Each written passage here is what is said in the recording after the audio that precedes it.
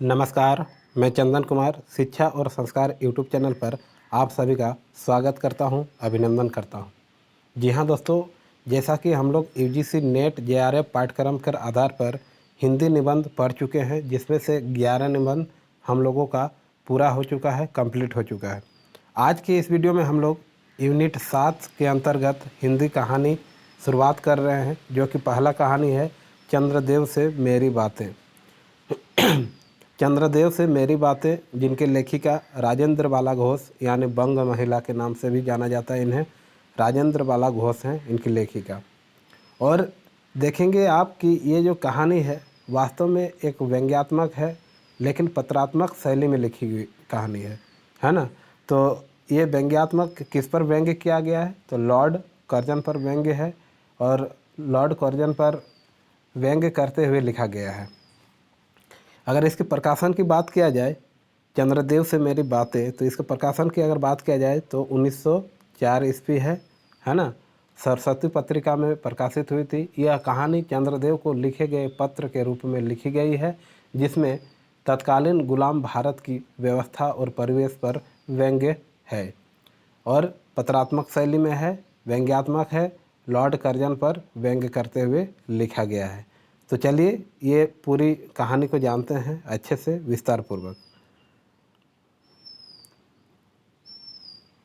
जितने भी कहानी हैं सभी को हम लोग एक एक करके पढ़ेंगे, बारी बारी से पढ़ेंगे, क्रमबद्ध तरीके से पढ़ेंगे, जिस प्रकार हिंदी निबंध को हम लोगों ने पढ़ा है। अगर आप हिंदी निबंध अभी तक नहीं देखे तो एक एक करके सभी निबंधों को पढ़िए, तभी आपकी तैयारी मजबूत हो सकती है। तो आज का जो हमारा टॉपिक है, हमारा प्रकरण है राजेंद्र बाला घोष बंग महिला की लिखी गई चंद्रदेव से मेरी बातें कहानी। उसके बाद पढ़ेंगे दुलाई वाली। तो चलिए शुरुआत करते हैं। चंद्रदेव से मेरी बातें, बंग महिला, सरस्वती पत्रिका में प्रकाशित हुई थी, है ना। लिखते हैं, ये चंद्रदेव से बात करते हुए लिखते हैं कौन, लेखिका, कि भगवान चंद्रदेव, आपके कमलवत कोमल चरणों में इस दासी का अनेक बार प्रणाम, यानी कोटि कोटि प्रणाम करते हुए भगवान चंद्रदेव से लिखते हैं कि आपके कमलवत कोमल चरणों में इस दासी का, दासी यानी लेखिका का अनेक बार प्रणाम। आज मैं आपसे 4 बातें करने की इच्छा रखती हूँ। कितनी बात? 4 बात। ये याद रखेंगे। महत्वपूर्ण बिंदु को आप ध्यान देते हुए पढ़ेंगे ताकि आपको समझने में आसानी होगी। क्या मेरे प्रश्नों का उत्तर आप करेंगे, यानी क्या मेरे प्रश्नों का उत्तर आप प्रदान करेंगे? कीजिए, बड़ी कृपा होगी। देखो, अनसुनी सी मत कर जाना, यानी जो मैं प्रश्न करूँगा, जो मैं प्रश्न करूँगी, माफ़ कीजिएगा, तो वो आप उसका उत्तर देंगे ऐसा हमें उम्मीद है ना। मुझे पूर्ण विश्वास है, क्योंकि इससे आपकी बड़ी कृपा होगी। देखो, अनसुनी सी मत कर जाना, अपने बड़प्पन की ओर ध्यान देना। अच्छा, कहती हूँ सुनो। मैं सुनती हूँ आप इस आकाश मंडल में चिरकाल से वास करते हैं, यानी इस आकाश में आप चिरकाल यानी जब से, चिरकाल यानी बहुत लंबे समय से क्या करते हैं, वास करते हैं, रहते हैं। क्या यह बात सत्य है? यदि सत्य है, अनुमान करती हूँ कि इस सृष्टि के साथ ही साथ अवश्य आपकी भी सृष्टि हुई होगी। तब तो आप ढेर दिन के पुराने बूढ़े कहे जा सकते हैं। आप इतने पुराने हैं तो सही, पर काम सदा से एक ही और एक ही स्थान में करते आते हैं। क्यों? क्या आपका डिपार्टमेंट यानी महकमे, आपका डिपार्टमेंट में ट्रांसफ़र यानी बदली होने का नियम नहीं है? क्या आपकी गवर्नमेंट पेंशन नहीं देती? बड़े खेद की बात है। यदि आप हमारी न्यायशिला गवर्नमेंट के होते, है ना, न्यायशिला गवर्नमेंट के किसी विभाग में सर्विस नौकरी करते होते तो अब तक आपकी बहुत कुछ पदोन्नति हो गई होती, यानी आपका प्रमोशन हो चुका होता हमारे गवर्नमेंट में रहते तो। लेकिन आप चिरकाल से रह रहे हैं, तो क्या आपको तबादला नहीं की जा रही है, बदला नहीं हो जा रही है? एक ही स्थान पर ड्यूटी किए जा रहे हैं, और ऐसी पोस्ट पर रहकर भारत के कितने ही सुरम्य नगर, पर्वत, जंगल, झाड़ियाँ में भ्रमण करते अंत में इस वृद्ध अवस्था में पेंशन प्राप्त कर काशी ऐसे पुनीत और शांति धाम में बैठकर हरिनाम स्मरण करके अपना परलोक बनाते। यह बड़ी भारी भूल हुई। भगवान चंद्रदेव क्षमा कीजिए, क्षमा कीजिए। आप तो अमर हैं, आपको मृत्यु कहाँ, तब परलोक बनाना कैसा। ओहो, देवता भी अपनी जाति के कैसे पक्षपाती होते हैं। देखो ना, चंद्रदेव को अमृत के उन्होंने अमर कर दिया। तब यदि मनुष्य होकर हम अंग्रेज अपने जाति वालों का पक्षपात करें तो आश्चर्य ही क्या।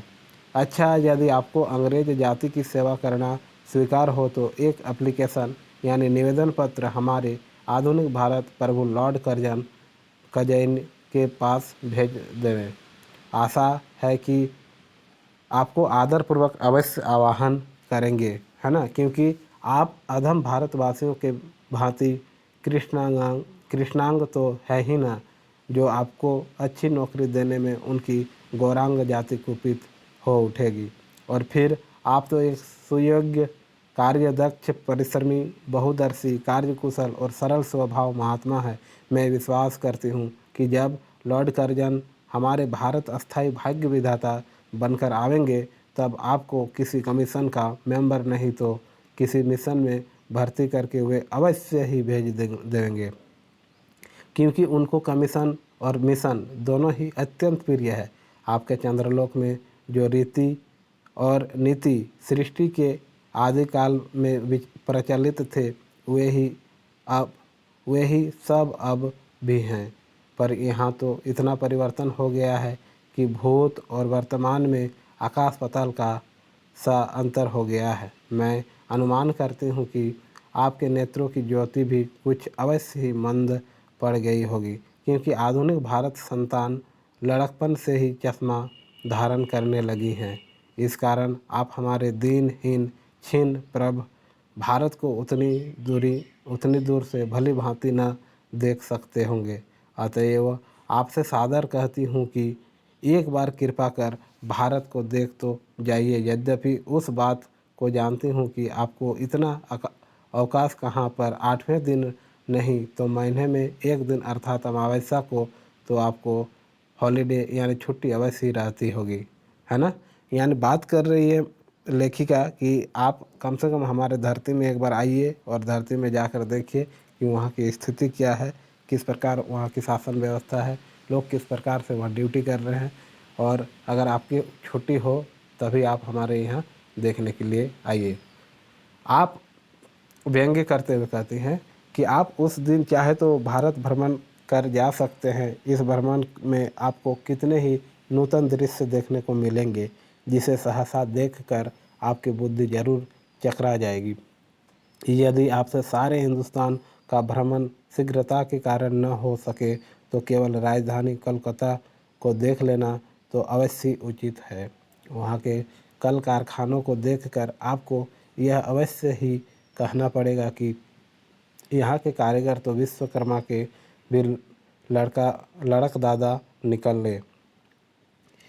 यही क्यों आपकी प्रिय सहयोगिनी दामिनो जो मेघों पर आरोहण करके आनंद से उठखेलियाँ क्या करती है, वह बेचारी भी यहाँ मनुष्य के हाथों का खिलौना हो रही है।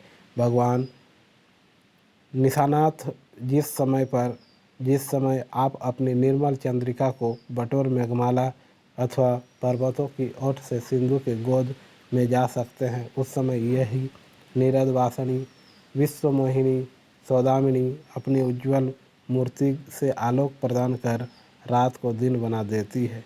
आपके देवलोक में जितने देवता हैं उनके वाहन भी उतने हैं, किसी का गज, किसी का हंस, किसी की बैल, किसी का चूहा इत्यादि।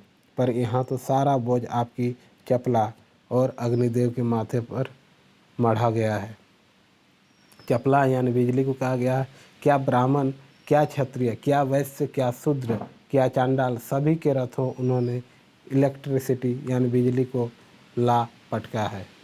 बस कठिन से कठिन कार्य सहज में संपादन कर लेते हैं और हमारे यहाँ के उच्च शिक्षा प्राप्त युवक काठ के पुतलों की भांति मुंह ताकते रह जाते हैं। जिस व्योमवासिनी विद्युत देवी को स्पर्श तक करने का किसी व्यक्ति का साहस नहीं हो सकता, वही आज प्राय घर में आश्रिता नारियों की भांति ऐसे दबाव में पड़ी है कि वह चूं तक नहीं कर सकती। क्या करें? बेचारी के भाग्य में विधाता ने दासी वृत्ति से लिखा था, हरिपदोद्भाव भवदा त्रिलोक्य पावनी सुरसरी के भी खोटे दिन आए हैं।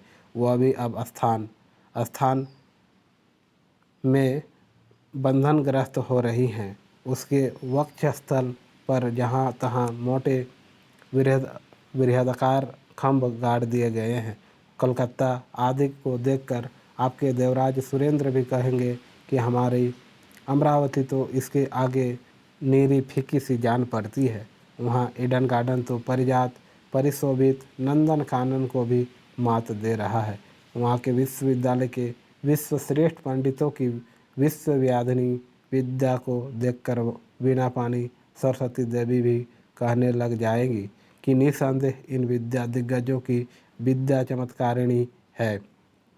वहीं के फोर्ट विलियम के फौजी सामान को देखकर आपके देव सेनापति कीर्ति के बाबू के भी छक्के छूट जाएंगे, क्योंकि देव सेनापति महाशय देखने में खास बंगाली बाबू से जचते हैं और उनका वाहन भी एक सुंदर मयूर है। बस इससे उनके वीरत्व का भी परिचय खूब मिलता है। वहाँ के मिंट यानी टकसाल को देखकर सिंधु तनया, आपकी प्रिय सहोदरा कमला देवी तथा कुबेर भी अकचका जाएंगे। भगवान चंद्रदेव इन्हीं सब विश्व में उत्पादक अपूर्व दृश्यों का अवलोकन करने के हेतु आपको सादर निमंत्रित तथा सविनय आहुति करती हूँ। संभव है कि यहाँ आने से आपको अनेक लाभ भी हों। आप जो अनादि काल से निज उज्ज्वल वपु में कलंक की कालिमा लेपन करके कलंक की शशांक शशधर ससलांछन आदि उपाधि मालाओं से भूषित हो रहे हैं, सिंधु तनय होने पर भी जिस कालिमा को आप आज तक नहीं धो सके, वही आजन्म कलंक शायद यहाँ के विज्ञानविद पंडितों की चेष्टा से छूट जाए। जब बम्बई में स्वर्गीय महारानी विक्टोरिया देवी की प्रतिमूर्ति से काला दाग छुड़ाने में प्रोफेसर गज्जर महाशय फलीभूत हुए हैं, तब क्या आपके मुख की कलिमा छुड़ाने में वे फलीभूत न होंगे? शायद आप पर यह बात भी अभी तक विदित नहीं हुई है कि आप और आपके स्वामी सूर्य भगवान पर जब हमारे भूमंडल की छाया पड़ती है, तभी आप लोगों पर ग्रहण लगता है। पर आपका तो अब तक वही पुराना विश्वास बना हुआ है कि जब कुटिल ग्रह राहु आपको निकल जाता है तभी ग्रहण होता है। पर ऐसा थोथा विश्वास करना आप लोगों की भारी भूल है। अतः हे देव, मैं विनय करती हूँ कि अब आप अपने हृदय से इस भ्रम को जड़ से उखाड़ कर फेंक दें। अब भारत में न तो आपके और न आपके स्वामी भुवन भास्कर सूर्य महाशय ही के वंशधारकों का साम्राज्य है और न अब भारत की वह सस्य श्यामला स्वर्ण प्रस्तुता मूर्ति ही है। अब तो आप लोगों के अज्ञात एक अन्य द्वीप वासी परम शक्तिमान गौरांग महाप्रभु इस सुविशाल भारतवर्ष का राज्य वैभव भोग रहे हैं। अब तक मैंने जिन बातों का वर्णन आपसे स्थूल रूप में किया है, वह सब इन्हीं विद्या विशारद गौरांग प्रभुओं के कृपा कटाक्ष का परिणाम है। एवं तो यहाँ के प्रति वर्ष पदविदान के समय कितने ही राजविहीन राजाओं की सृष्टि हुआ करती है, पर आपके वंशधरों में जो 4 राजा महाराजा नाम मात्र के हैं भी वे काठ के पुतलों की भांति हैं। जैसे उन्हें अनेक रक्षक नचाते हैं, वैसे ही वे नाचते हैं। वे इतने भी जानकारी नहीं रखते कि उनके राज्य में क्या हो रहा है, उनकी प्रजा दुखी है या सुखी। यानी बात कर रहे हैं लॉर्ड कर्जन की। कौन लेखिका तत्कालीन 1904 ईस्वी की बात है कि उस समय क्या स्थिति बीत रही होगी हमारे भारत की, क्या स्थिति दयनीय बनी हुई है, उसको तो देखने कोई नहीं आता। जिस प्रकार जो चांद है, चंद्रदेव है, उस प्रकार हमारे लॉर्ड कर्जन हैं।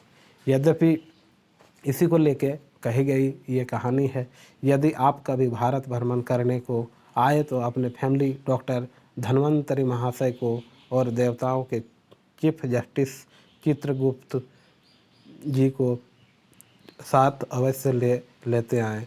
आशा है कि धन्वंतरी महाशय यहाँ के डॉक्टर के सन्निकट चिकित्सा संबंधी बहुत कुछ शिक्षा लाभ कर सकेंगे। यदि प्लेग महाराज ईश्वर न करे आपके चंद्रलोक या देवलोक में घुस पड़े तो वहाँ से उनको निकलना कुछ सहज बात न होगी। यानी चंद्रलोक ये जो अंग्रेजी शासक थे उनको कहा गया है, अंग्रेजी शासनकाल को कहा गया है, जो कि भारत की स्थिति को नहीं जान रहे हैं, भारत की स्थिति को नहीं समझ रहे हैं, केवल परेशान करने में लगे हुए हैं। इस बात को लेकर कहते हैं कि इस स्थिति को जानना भी बहुत ज़रूरी है। यही जब चिकित्सा शास्त्र के बड़े बड़े पारदर्शी उन पर विजय नहीं पा सकते, तब वहाँ आपके देवलोक में जड़ी बूटियों के प्रयोग से क्या होगा। यहाँ के इंडियन पिनल कोड की धाराओं को देखकर चित्रगुप्त जी महाराज अपने यहाँ की दंड विधि कानून को बहुत कुछ सुधार सकते हैं। और यदि बोझ न हो तो यहाँ से वे 2-4 टाइप राइटर भी खरीद ले जाएं। जब प्लेग महाराज के अपार अनुग्रह से उनके ऑफिस में कार्य की अधिकता होवे तब उससे उनकी राइटर्स बिल्डिंग के राइटर्स के काम में बहुत ही सुविधा और सहायता पहुंचेगी। वे लोग 2 दिन का काम 2 घंटे में कर डालेंगे। अच्छा, अब मैं आपसे विदा होती हूँ। मैंने तो आपसे इतनी बातें कही, पर खेद है आपने उनके अनुकूल या प्रतिकूल एक बात का भी उत्तर न दिया। यानी अपने आप में ये एक चिट्ठी लिखने के माध्यम से, यानी पत्रात्मक शैली में कहते हैं कि मैंने जो भी लिखा उसका अभी तक मुझे जवाब नहीं मिला। मुझे उम्मीद है कि उसका जवाब मिलेगा, उन प्रश्नों का उत्तर मिलेगा, परंतु आपके इस मौनावलंबन को मैं स्वीकार का सूचक समझती हूँ। अच्छा, तो मेरी प्रार्थना को कबूल करके एक दफ़ा यहाँ आइएगा ज़रूर। एक बंग महिला, यानी वहाँ की स्थिति को जानने के लिए, देखने के लिए लॉर्ड कर्जन को लिखती है चिट्ठी, चंद्रदेव से मेरी बातें। यानी तुलना करते हैं किसके साथ? चंद्रदेव के साथ, चंद्रमा के साथ। और अंत में अपना नाम लिखती है एक बंग महिला। अब एक बंग महिला यानी राजेंद्र वाला घोष। इस प्रकार ये कहानी यहीं समाप्त होती है। और अगर ये कहानी आपको अच्छी लगी तो एक छोटा सा प्यारा सा कमेंट अवश्य लिखें। आप अपना और अपने का ख्याल रखें और हमारे साथ जुड़े रहें शिक्षा और संस्कार परिवार से। निःशुल्क बिना किसी फ़ी के आपको तैयारी करवाया जाएगा, बशर्ते आप अपनी मेहनत ईमानदारी पूर्वक करें और मेरे साथ जुड़े रहें। निश्चित रूप से आपको कामयाबी मिलेगी, ऐसा हमें पूर्ण विश्वास है। इसी विश्वास के साथ दीजिए हमें विदा। मिलते हैं अगले कहानी को लेकर। धन्यवाद।